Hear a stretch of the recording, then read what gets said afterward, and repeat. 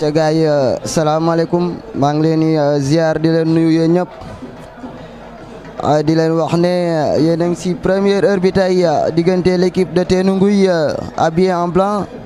ak l'équipe de Amitié habillée en vert. Corner pour Ténouguy ba tey jeexagul. Attention Ténouguy, quelle occasion. Ah ouais gars yi door nañ ko mu dal si poto bi. Quelle occasion pour l'équipe de Ténouguy.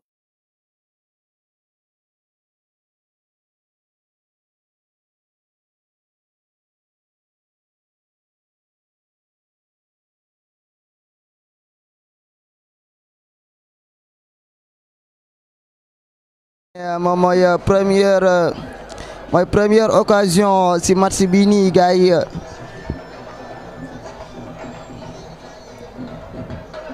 aca toujours Ténouguy moom mooy continuer noonu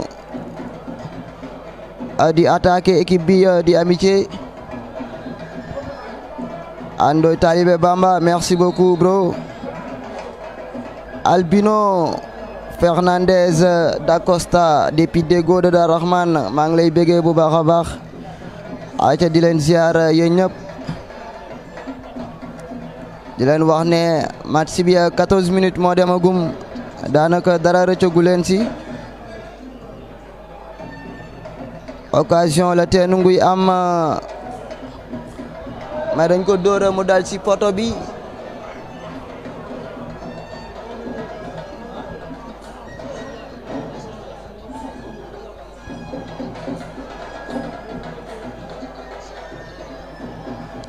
aca Ténouguy ñooy joué bal bi noonu Ballon joué dugal nañ ko profondeur mu dem mais dégagé par la défense d'Amitié. Bataille ballon récupéré par le milieu de Teunguy mais pertaat nañ bal bi axe Amitié bi dégagé nañ ko mu dem directement si camp wu Teunguy. ca Pa Oumar Keita Pa Oumar kay reporté dama feebar mon bro from 2STV. Attention, ballon joué en retrait mais dégagé par l'axe d'Amitié. Dégagé nañ ko mu génn seeni camp.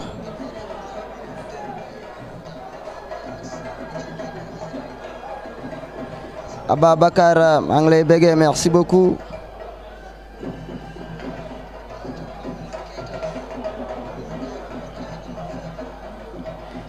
Laye Wallace ah oui sama équipe mooy joué.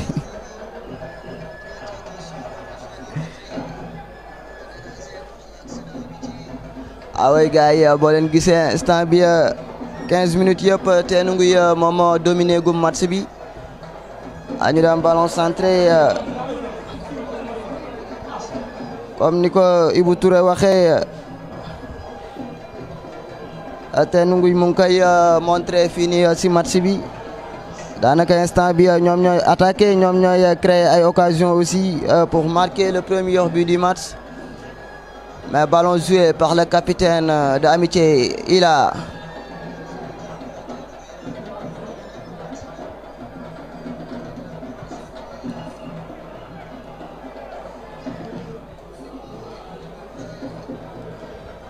Ñu dem ballon récupéré par l'équipe mais stoppé par le milieu de Teunguy. C'est Papi. Attention, tacle dangereux sur Papi Ndiour. ah oui gars yi ñu ngi réclamer carton jaune.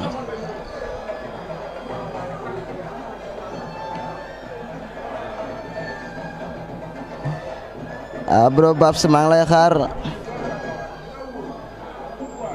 oui xasi xuma ama feebar moo tax instant bi mooy loolu ñàkk pexe la.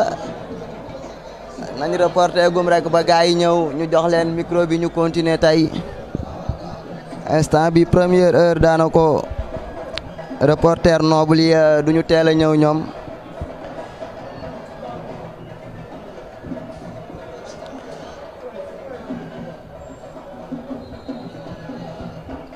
dañ si jàppandeegum rek bu gars yi ñëwee ñu jox leen affaire yi ñu gérer ko.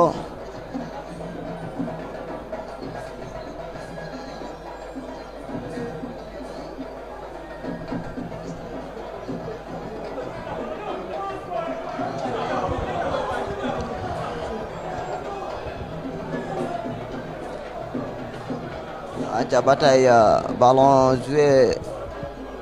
par l'axe de Teunguy. aca Teunguy toujours ñooy joué bal bi noonu. aca mauvaise passe pour Sora.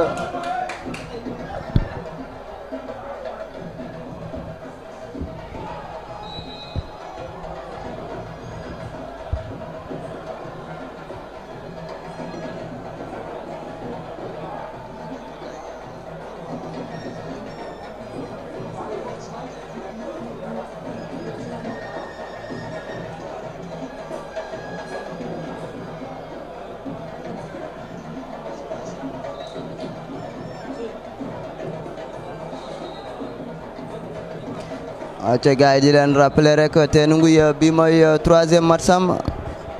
2 matchs yi mu jot a joué yëpp 2 victoires la ci am. équipe bi di Amitié bi mooy deuxième match am.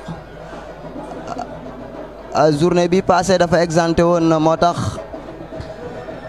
mais première match am équipe bi di remonté moom moo ko dóoroon.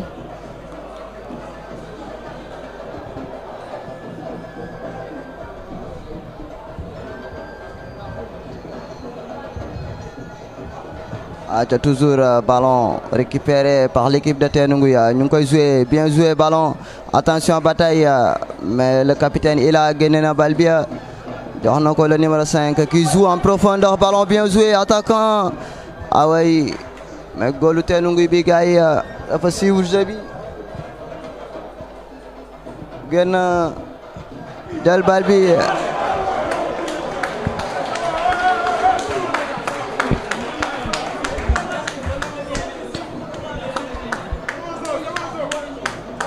te gars yi Zo moo perte bal bi noonu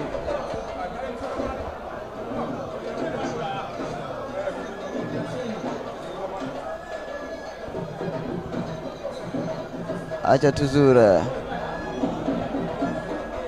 attention ballon bien joué par l'équipe de Amitié Bada Diagne moo passe bal bi noonu le numéro 6 mu jox ko Ila aca Ila ballon récupéré par Daouda 6 aca ballon bien joué en profondeur pour Bakary le numéro 7 de Teungueth l'attaquant Bakary toujours aca wàññeeku na mais finalement perte na bal bi c'est Amady moo récupéré bal bi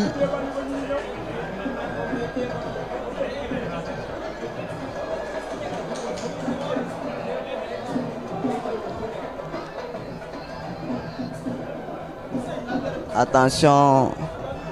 oui Amitié dégagé nañ bal bi mais génnul Amady ballon mal joué aca mu ñëw pour Teungueth attention passe nañ mais axe Amitié bi ñoo ko récupéré dégagé nañ ko mal dégagé mu ñëwaat si Teungueth ñu centré ko mu dem si défense su Amitié bi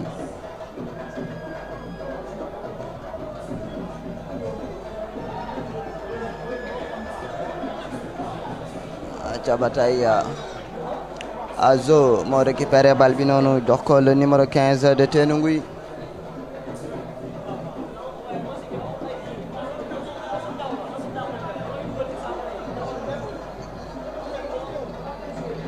aca Amitié mu ngi si diggante équipe bi di Jokko ak Deggo de Darahmane côté boobu la Amitié nekke mën naa si boole sax Jorga Montagne aussi ñetti équipe yooyu ñoo séq Amitié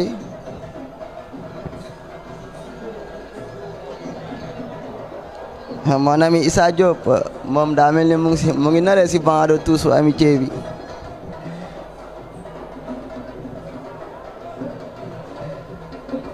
Cheikh Ahmadou Niang salut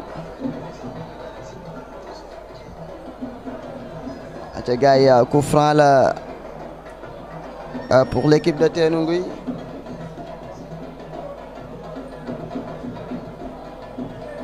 toujours 0 but partout à la 22e minute de jeu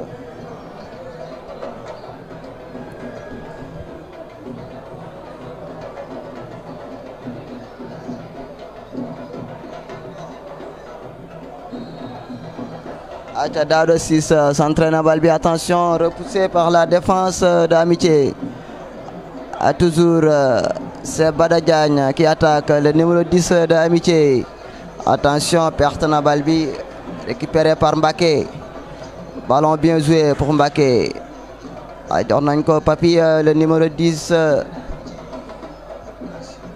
attention Papi toujours le numéro 2 de Teungueth qui donne à Bakary l'attaquant de Teungueth attention Bakary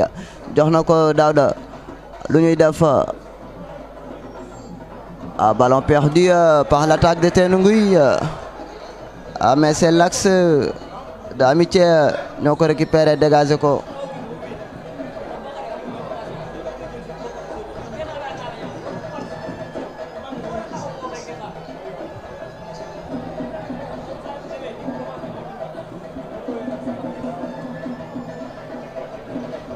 mon ami Souleymane Sey merci beaucoup Souleymane maa ngi lay ziar bu baax a baax wi Salifa borom ASEC Ndar gu ndaw oui ASEC moom mooy joué en 3e heure le numéro 10 de Teungueth attends ma xool bu baax a baax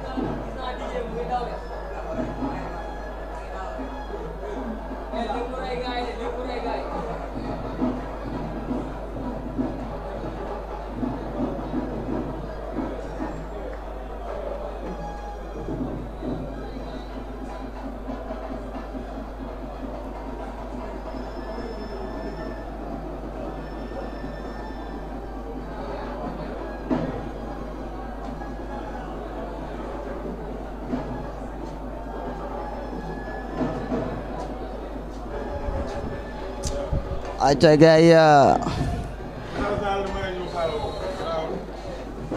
message bi aca ñu dem ballon centré par Tenunguy mais dafa génn or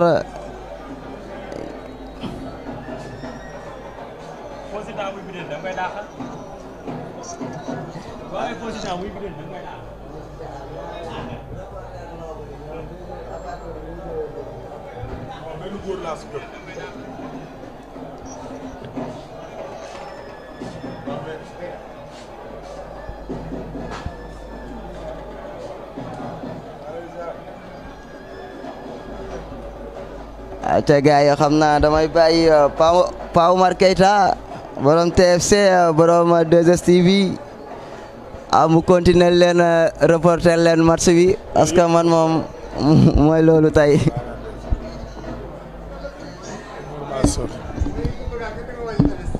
Salaamaaleykum à tous les téléspectateurs de Koumba Lamb TV yéen ñi nga xam ne da ngeen a yàgg safoo Koumba Lamb TV ñu ngi leen di jox ku nekk seen tur ak seen sant di leen jox seen cër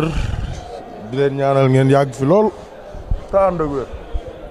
waaw tey nag ñu fas yéene leen dëral match bi nga xam ne mooy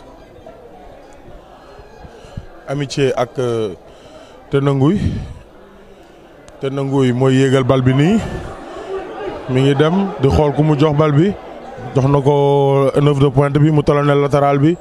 joxaat na ko bal bi wante malheureusement neuf bi mënul def effort boobu mais le numéro 3 Tenunguy cursit l'action et le numéro 14 de Amitié dégagé na bal bi nee na tuuti du fees. ñu ngi nuyu yéen ñëpp ñu ngi ziar comme di leen wax ne leen nag boo leen bëggee moom ay affaire yu baax rek da leen di sponsoriser page bi nga xam ne mooy Koumba Lamb TV touche numéro 3 ki centré na excentré wu Amitié bi contre na ko numéro 3 bi mi ngi defaat touche da koy jox 15 bi wala day laal jox na ko 15 bi tegal na ko delloo na ko numéro 15 bi mi ngi xool ku mu jox numéro 3 bi dafa mel dafa hors-jeu moo tax joxu amul solution numéro 3 bi dafa génnul ñëwul laaj il joue le jeu et jeu intelligent du numéro 15 de Tenunguy mi ngi doon xool solution numéro 3 bi bañ a jógee côté bi mu nekkoon numéro 3 bi mi ngi bañ a jógee fi mu nekkoon wi Salifa Diop maa lay nuyu jibi soog jibi waa jibi non li ma solo xat sama gars ñu ngi ziar Khadra Gueye ñu ngi leen di nuyu ay jibi wi Salifa Diop Ndoye Talibé Bamba alors le gardien de but de Tenunguy teg na bal bi ci 5,50 m yi axe droite bi ma ngi koy tulli na ko tombe dans le milieu de terrain récupéré par l'entrejeu de Tenunguy ñi ngi doxal am Ndiaye Nil Diop joli dribble door na bal bi malheureusement bal bi amul puissance boo xam ne dina mën a dem ba dal ci affaire bi.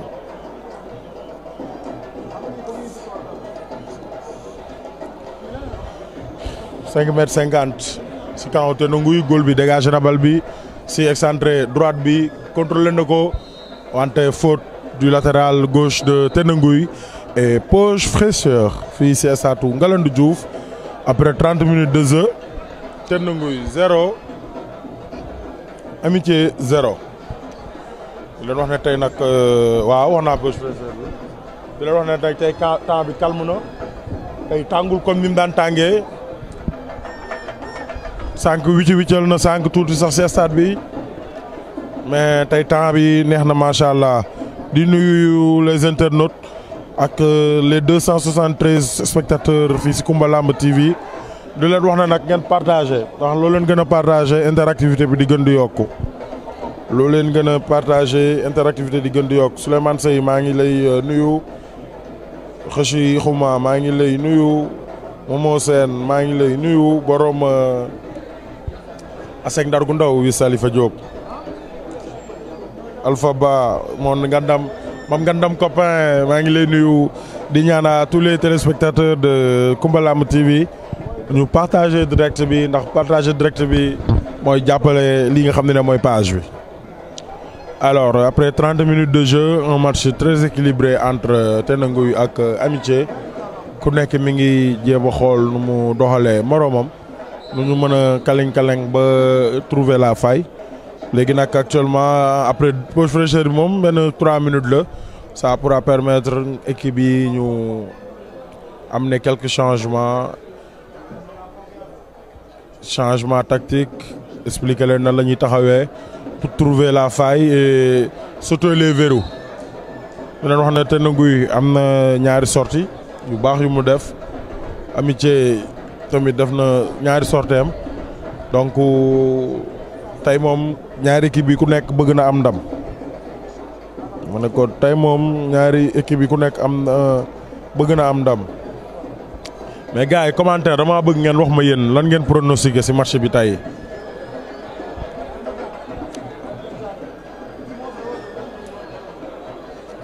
dama bëgg ngeen wax ma loolu leen pronostiqué ci match tey bi te bu leen fàtte li ma leen wax ñor na ma loolu partager leen direct yi mooy yokk interactivité yi. mooy permettre gars yi gën a déployer de la logistique pour pouvoir vous offrir des qualités d'image inégables. waa Tenenguy seen latéral droit bi mi ngi dóor coup franc bi il le met dans l'axe pour kii gardien de but bi jàpp na ko ma ngay rey temps di xool ndax da koy jox axe gauche wala axe droite wala day tulli. jox na ko axe gauche am ba ma ngay dem numéro 5 Tenenguy il s'appuie sur l'autre son benn compère wu défense am bi ma ngay progresser latéral gauche droite ba laal na ligne ba wante nee na da koy def ci 9 ba dévier na contre ballon pour Amitié ma ngay dem daf na profondeur malheureusement tir bi dafa dévisser de trop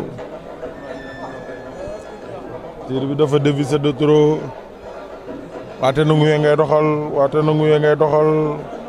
Ibrahima Ndour nee na Tenenguy day door 2-0 ñu xool ndax li mu wax dina am yéen tamit joxe leen seen pronostic ballon pour Tenenguy qui progresse ak sam bi mi ngi xool qui met dans l'axe stoppé par la défense de Tenenguy milieu terrain bi récupéré na ko kaf joxaat na bal bi latéral droit ba ma ngay dem latéral droit ba s'appuie sur son capitaine extérieur récupéré par le latéral de Tenenguy ma ngay progresser. Le 10 mettre dans l'attaque le numéro 9 qui décale pour son latéral droit ma ngay laaj ci biir latéral droit ba téye na day tànn na def na deuxième changé na jeu numéro 15 bi dugal na bopp bi récupéré na bal bi pertaan na ko récupéré par Tenenguy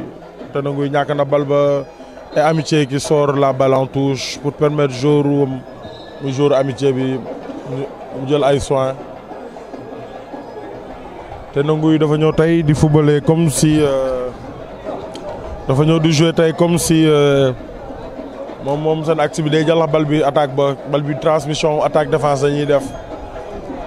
l'équipe de Tenenguy seen axe central yi dañuy def ay transversales yu sori pour xool neuf yi ña ngi koy essayer sàng ba léegi nag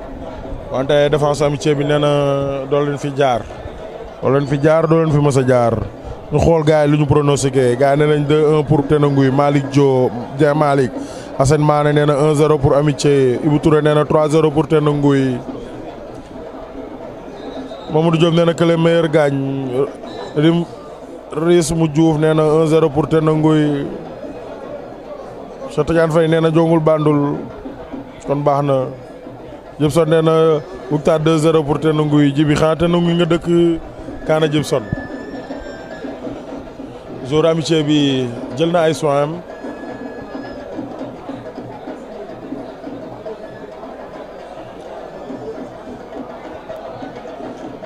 Tenenguy jël na bal bi jox na ko excentré droit bi dévié na malheureusement Zoru ki mu tëbaloon gaañu na Tenenguy tee na bal bi pertaan na ko arbitre nee na coup franc numéro 3 wu Tenenguy bi dafa gaañu moom nag nen la yoroon bi muy tëb ndeysaan ñoom de nen la yoroon bi muy tëb ndeysaan Abdou Seck nee na double de numéro 9 de Tenenguy mais dañu tëbandoo moo baaxul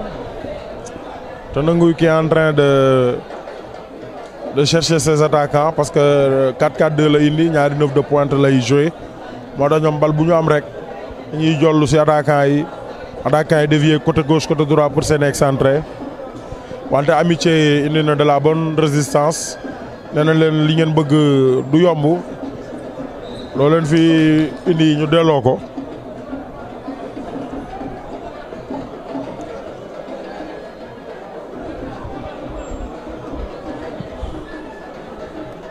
kooku nag mooy Davido Talibé Dabakh Malick non bàyyiwuma la mag def borom teranga gars yi nee nañ ani paasu paa bi lañ bëgg waa Tenenguy qui remet dans le paquet ma ngay dem Amitié récupéré na bal bi demande dans l'axe récupéré par la défense le militaire de Tenenguy progressé côté droit latéral droit bi il met dans le paquet pour son numéro 10 ma ngay daw dina ko dab wala du ko dab dabu ko bal baa gaaw mën na ko bal baa gaaw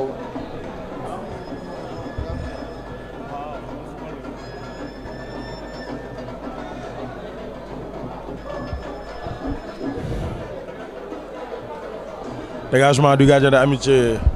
waa Tenenguy dégage nañ ko Amitié récupéré waat na bal bi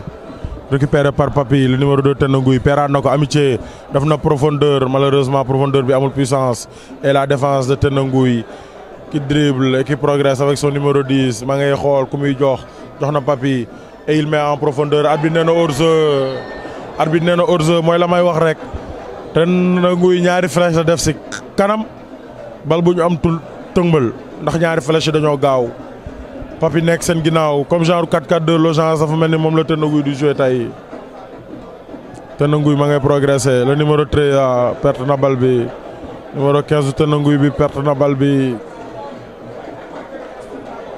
numéro 15 Tenenguy perte na bal bi touche pour Amitié numéro 14 bi tëmbalaat na ko capitaine bi dévié na Papy récupéré na bal bi wante Amitié ñëwaat na ko doo jàll faute pour Papy faute de Papy le playmaker de Tenenguy le numéro latéral droit d'Amitié def na bal bi tëmbal na ko dévié na axe bi jox na ko góol wante arbitre ba nee na touche amoon na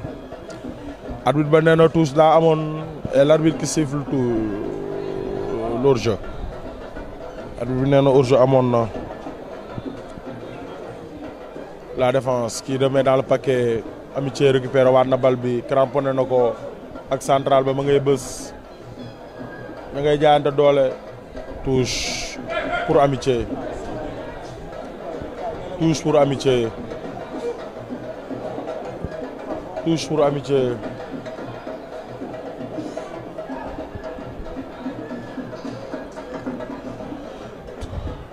le capitaine de Tenenguy qui récupère la balle numéro 15 bi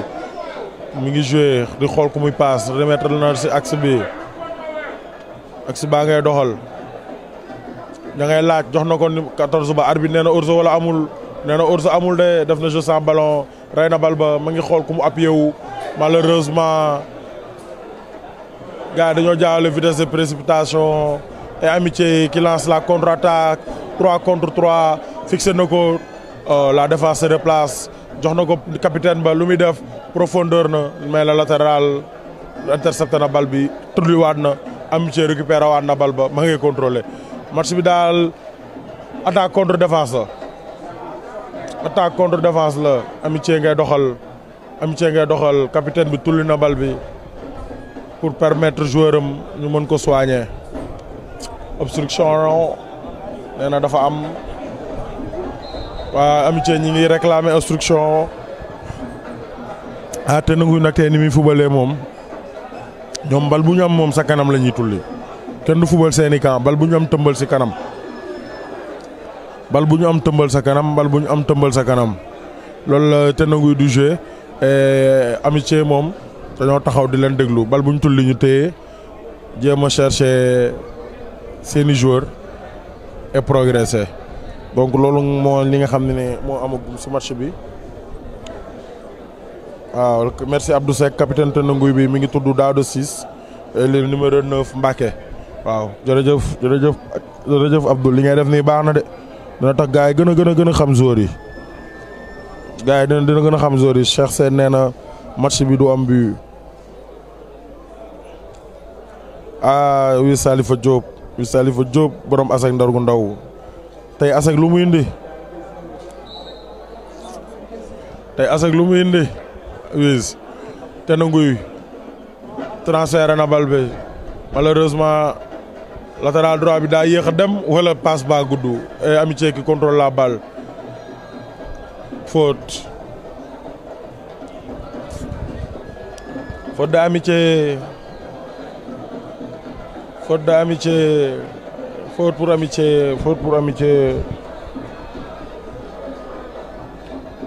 faute pour Amitié joué na ko pour Kane récupérer Amitié toujours qui maintient la balle le milieu de terrain de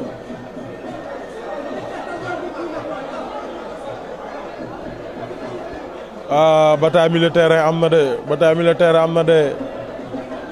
terrain am na daal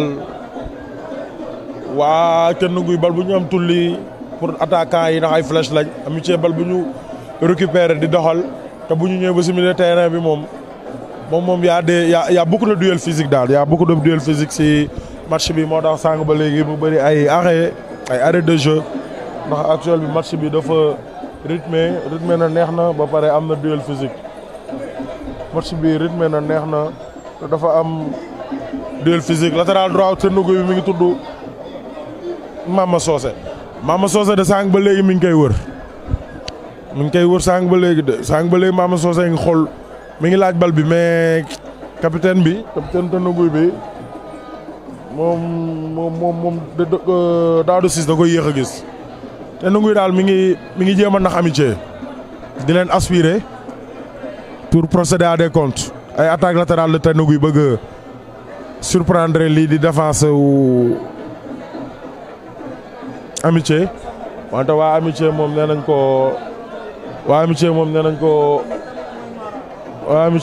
ko du fi amee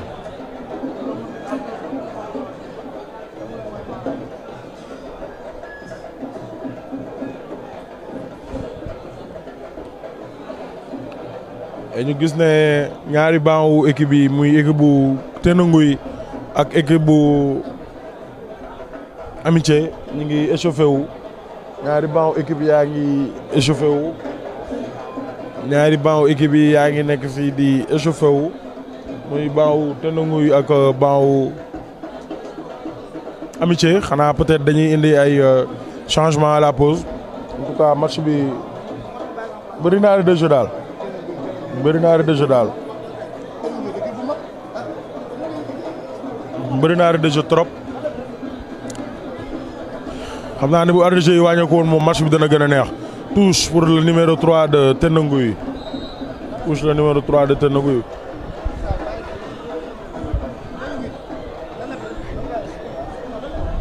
Touche pour le numéro 3 de Tenenguy. Axe bi jëlaat na bal bi numéro 5 Tenenguy ma ngay progressé. Numéro 5 Tenenguy baa ngay progressé. Numéro 5 Tenenguy baa ngay progressé. waaw Tenenguy tëmbal nañ de numéro 7 bi day dem wala du dem gars yi numéro 12 Amitié bi stoppé na ko match bi daal neex na attaque contre défense la numéro 5 Tenenguy bi récupéré na bal bi jox na ko son numéro 15 ki téye na joxaat na milieu terrain bi numéro 15 Amitié delloowaat mayante wuñu dara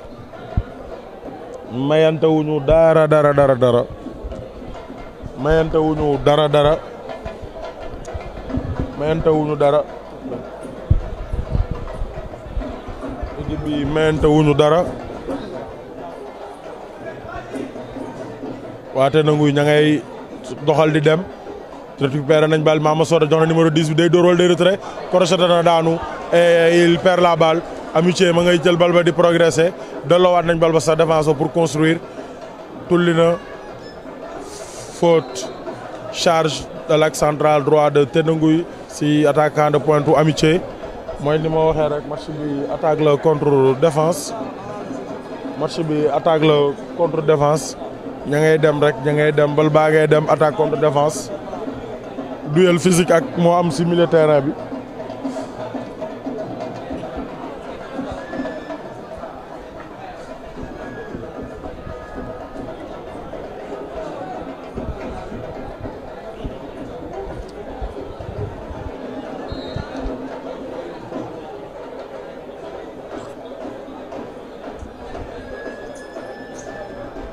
Amitié tulli na mais cherché wul kenn gars yi daal ñi ngi football mais dañoo yàkkamti et le gardien de Tenenguy noppalu woon na bu baax il a gëj nañ ko inquiété dégagé na bal bi le numéro 15 de Tenenguy pertaat na bal bi Amitié contrôlé na dem am Tenenguy récupéré waat na bal bi charge de l'attaquant de Tenenguy match bi bëri na duel physique